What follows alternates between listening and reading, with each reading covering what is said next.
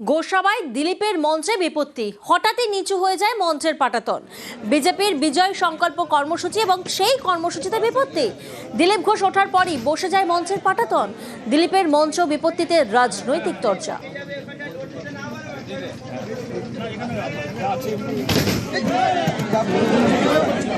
এখানে কোনো হল মালিক আমাদের ভয়ে হল দিচ্ছে না। আমাদের পার্টি অফিস সমুদ্রের ধারে সেখানে এক্সটেনশন করে কাদার মধ্যে বাঁশের খুঁটি পুঁতে একটা ডায়াস করা হয়েছিল। তো কাদার মধ্যে যেহেতু বাঁশ আছে খানিকটা ধেপে যায়। আমরা তো মঞ্চ নয়, সরকারটা ভাঙতে চাই, আর 26-এ সেটা হবে। আমরা তো মাটিতে বসে মিটিং করছি, ওর মতো বড় বড় তো ওই ফ্যাশন শো করি না ওদের মতো কোটি কোটি টাকা খরচা করে। সমুদ্রের ধারে খুঁটি পুঁতে সেখানেই আমাদের কর্মী সভা হয়েছে।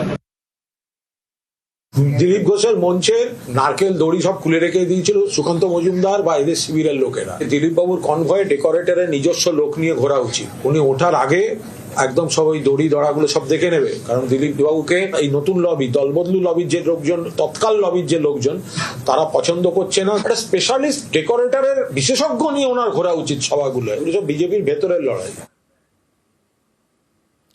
বারবার আবেদন করেও মিলছে না বাংলার বাড়ির টাকা। পুরুলিয়ায় চাঞ্চল্যকর এই অভিযোগ বিজেপি পরিচালিত পঞ্চায়েতের বিরুদ্ধে, আর এই নিয়ে পঞ্চায়েত প্রধানের মুখে কুলুপ।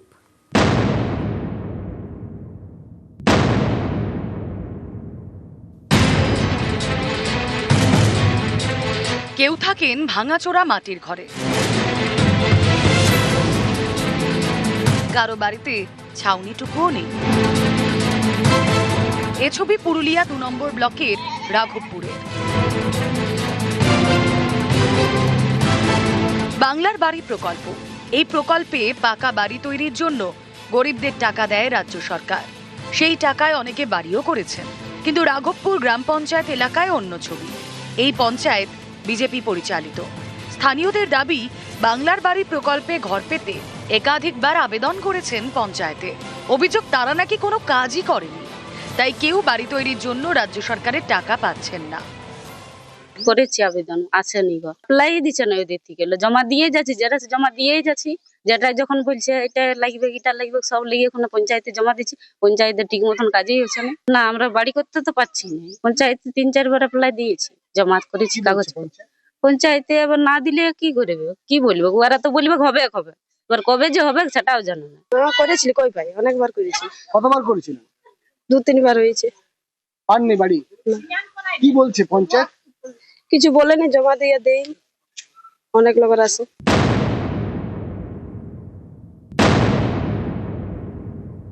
এরা পঞ্চায়েতটা গেরুয়া রঙে রাঙিয়ে দিয়েছে, কিন্তু মানুষের যে কাজ, সাধারণ মানুষের যে বাড়ির পাওয়ার যে কাজ, সেটাকে ইচ্ছাকৃতভাবে আটকে রেখেছে। এরা যদি একটা পঞ্চায়েতে মানুষকে বাড়ি দিতে না পারে, আগামী দিনে যদি এরা সরকারে আসে, তাহলে মানুষের প্রতি যে কি বঞ্চনা করবে এবং মানুষকে কিভাবে হয়রানি করবে, সেটা সাধারণ মানুষ এবং পশ্চিমবঙ্গের মানুষ, পুরুলিয়ার মানুষ দেখুক। বিজেপি পঞ্চায়েতের বিরুদ্ধে চাঞ্চল্যকর অভিযোগ, অথচ প্রধানের মুখে কুলুপ। না, আপনি তো প্রধান, আপনি কি এরকম বলতে পারেন যে আপনি কথা বলবেন না কারোর সাথে? আপনি একজন জনপ্রতিনিধি, ভোটে জিতেছেন, আপনার এলাকার মানুষ বাড়ি পাচ্ছে না, আবাস যোজনার বাড়ি পাচ্ছে না, কষ্ট করে আছে।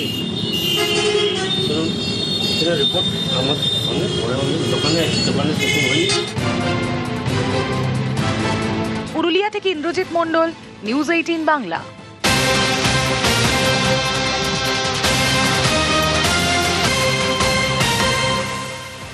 নজর রাখবো এই মুহূর্তে বাসন্তী রামঝাড়া এলাকা, যেখানে এক সোনা ব্যবসায়ীকে গুলি করা হয়েছে।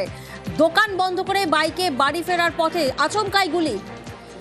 অনুপ প্রতিনিধি আমাদের সঙ্গে রয়েছেন।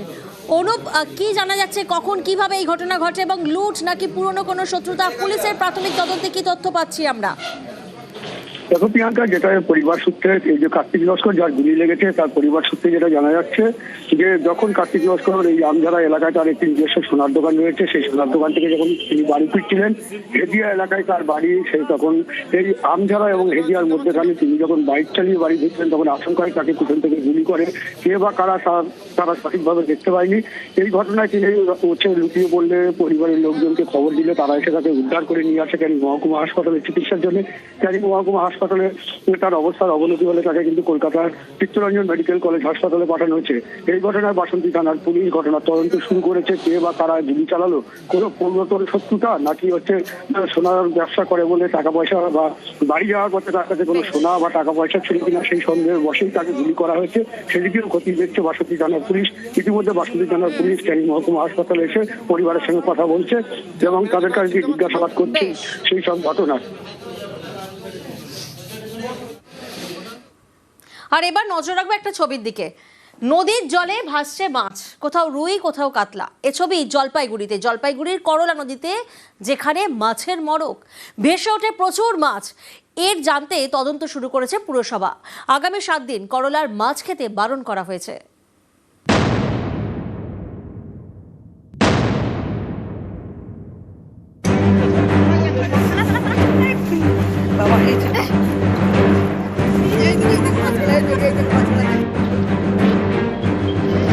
নদীর জলে ভাসছে মরা মাছ, কোনোটা রুই কাতলা, কোনোটা সরপুঁটি, কোনোটা আবার কাঁকড়া। এই মরা মাছ দেখতে রবিবার সকালে জলপাইগুড়ির করলা নদীর পাড়ে ভিড়।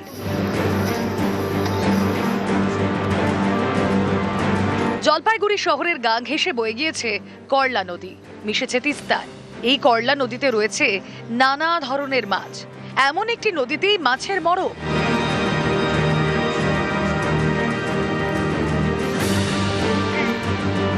করলার পাড়ে মাসকলাই বাড়ি। রবিবার সকালে এখানকার বাসিন্দারা দেখেন নদীতে ভেসে উঠেছে মরা মাছ। স্থানীয়দের দাবি 2011 সালে এই করলাতেই মাছের মড়ক হয়েছিল। এবার সেই এক ছবি।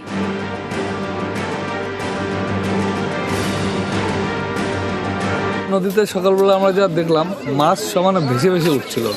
তা কি কারণে ভেসে উঠছে বুঝতে পারছি না। মানে কেউ বিষ ফেলে দিয়েছে নদীতে, এই কারণেই মনে হচ্ছে। কি কি মাছ পাওয়া গেল? বোয়াল ছিল, আইড় আছে, সলপুঁটি, বাইম, সব ভেসে ভেসে, সব বড় বড়। এটা যে করেছে ভালো করে কাজটা। সকালে ঘুমের থেকে উঠে দেখি হঠাৎ করে নদীর পাড়ে সবাই মাছ ধরাধরি করছে। 2011 সনে এরকম একটা বিষক্রিয়া নদীতে দেওয়া হয়েছিল। আবার সেই 2026-এর মধ্যে এসে দাঁড়িয়ে দেখছি যে এরকম একটা ঘটনা ঘটেছে। তো আমরা চাচ্ছি যে এটা একটা প্রশাসনের দিক দিয়ে একটু নজর দিয়ে দেখা হোক। করলা নদীতে কি কারণে মাছে মড়ক তা জানতে তদন্ত শুরু করেছে জলপাইগুড়ি পুরসভা। আগামী 7 দিন করলার মাছ খেতে নিষেধ করা হয়েছে।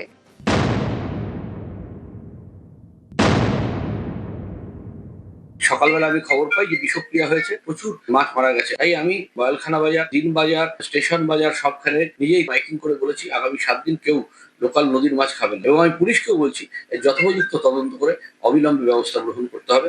তার কারণ হচ্ছে এটা একটা হিনিয়াস ক্রাইম। করলার বিষক্রিয়ার মাছ যেটা বিভিন্ন বাজারে মিশছে, সেই মাছ যদি কেউ বিক্রি করে আর তারপরে যদি কেউ খায়, সেই মাছে মৃত্যু পর্যন্ত হতে পারে খেলে। করলার মাছ খেতে নিষেধ করে প্রচার চালায় জলপাইগুড়ি পুরসভা।